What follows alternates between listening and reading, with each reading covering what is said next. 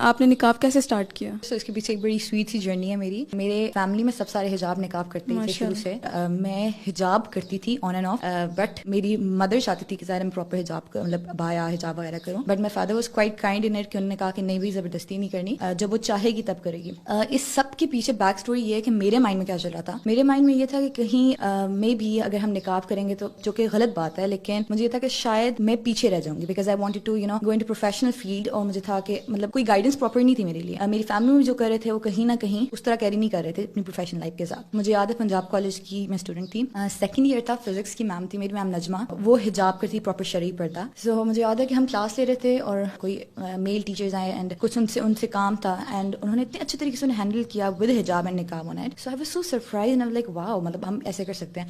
اور وہ میرے سیکنڈ ایئر کے کچھ لاسٹ ویک تھے آئی گیس. میں گھر آئی اینڈ آئی سیڈ میں نے اسٹارٹ کرنا, میں کسی کو بتایا بھی نہیں, میں نے حجاب کیا نقاب کیا اور میں ایسے بازار چلی گئی. پھر جب میں واپس آئی کوئی گیسٹ آ گئی اور میرے فادر نے مجھے دیکھا نہیں لگا کہ اب گیسٹ تھے وہ مرد تھے ظاہر, لیکن مجھے ان سے ملنا تھا بیکاز وہ کافی ایئر سے بعد آئے تھے. سو مجھے یاد ہے کہ میں نے بائے میں حجاب نقاب میں نے اسلام دعا کی تھا نہیں, اور پھر انہوں نے ان سے پوچھا کہ بیٹی آپ نے پردہ شروع کر دیا, اینڈ میرے پاپا واز لائک یہ تو مجھے بھی نہیں پتا.